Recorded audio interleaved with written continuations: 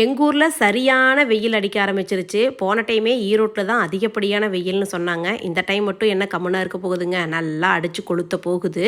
மத்தியான டைம் சாயந்தர டைம்லலாம் வந்து பார்த்திங்கன்னா வீட்டுக்குள்ளே இருக்க முடிகிறதே இல்லை. சித்த நேரம் வெளியில் காத்தாட்ட வந்து உட்காந்துக்கலாமா அப்படிங்கிற மாதிரி ஃபீல் ஆகுது.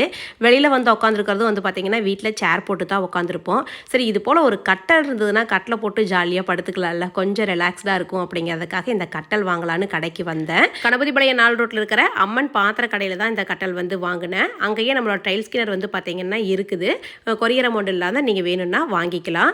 இது போல் மடக்கிற கட்டலாக இருந்ததுன்னா ஸ்பேஸ் சேவிங்காகவும் இருக்கும். நமக்கு தேவையும் பொழுது யூஸ் பண்ணிக்கலாம், தேவையில்லாத போது மடக்கி க்ளோஸ் பண்ணி எடுத்து வச்சுக்கலாம். வீட்டுக்கு வாங்கிட்டு வந்தாச்சு. கட்டல் வந்து நல்ல சரியான வெயிட்டுங்க. ஒரு டைம் வந்து காசு போட்டு வாங்குகிறோம், லைட் வெயிட்டில் வாங்கினா அது சீக்கிரம் உடஞ்சி போயிடும். நல்லா வெயிட்டாக போட்டு கொஞ்சம் காசு அதிகமாக போட்டு வாங்கிட்டோம்னா லைஃப் லாங் அப்படியே கிடக்கும்.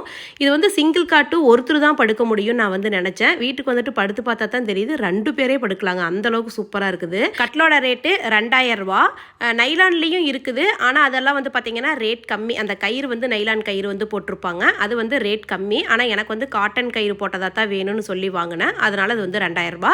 காட்டன் கயிறாக இருக்கும் பொழுது வெயிலுக்கு வந்து கொஞ்சம் படுத்துருக்கிறதுக்கும் நல்லா இருக்கும். வெளியில் வந்து சேரை போட்டு உக்காந்தாலும் படுத்தாலும் எங்களுக்கு முன்னாடி தாண்டிக்கிட்டு அந்த இடத்துக்கு ஒடியாடுறது நம்மளோட ஜாக்கு தாங்க. ஹேண்ட் ஷேக் பண்ண சொல்லி கையெல்லாம் கொடுக்குறான் பாருங்க, வித்த காட்டுறானுங்க.